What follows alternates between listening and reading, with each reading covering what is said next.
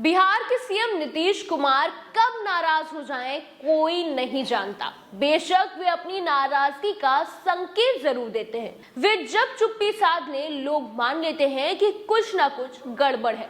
उनकी नाराजगी भी किसी एक मुद्दे पर भले ही जाहिर हो जाए, लेकिन इसके लिए वो शिकायतों का पुलिंदा तैयार करते हैं।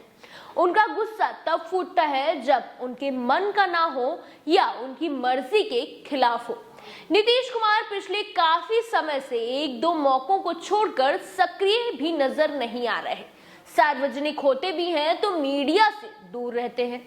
उनके साथ साए की तरह हर दम मंडराते रहने वाले मंत्री विजय चौधरी और अशोक चौधरी भी साथ नहीं दिख रहे हैं।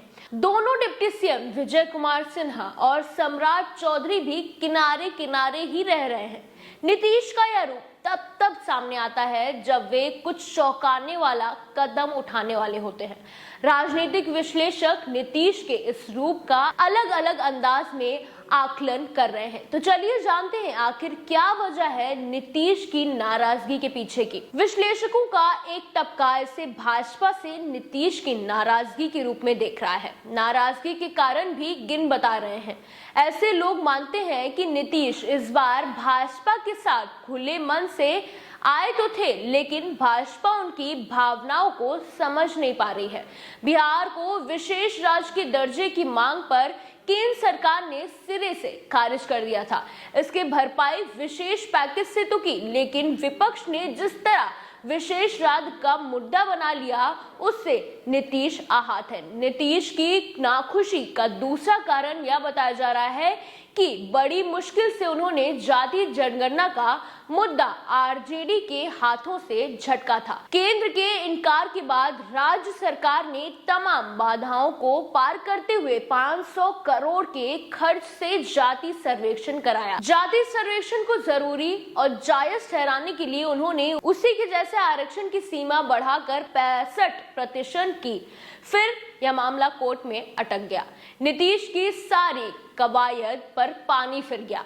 उन्हें तकलीफ इस बात की है कि केंद्र सरकार ने अगर इसे संविधान की 9वीं अनुसूची में शामिल कर लिया होता तो यह नौबत नहीं आती। विपक्ष अब नीतीश कुमार को इस मुद्दे पर घेरने में लगा हुआ है।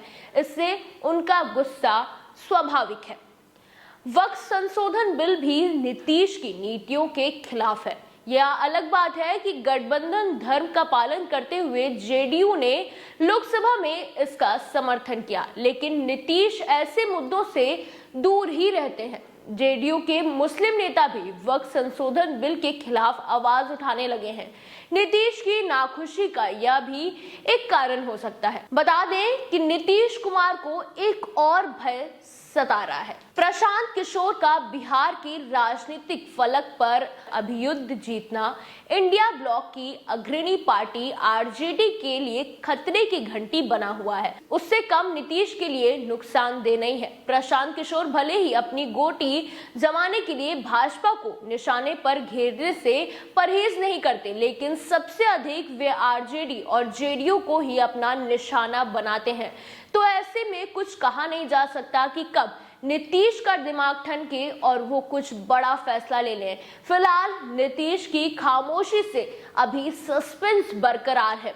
फिलहाल इस खबर में इतना ही। बाकी देश और दुनिया की तमाम खबरों के लिए देखते रहिए लाइव यूपी न्यूज़ 24।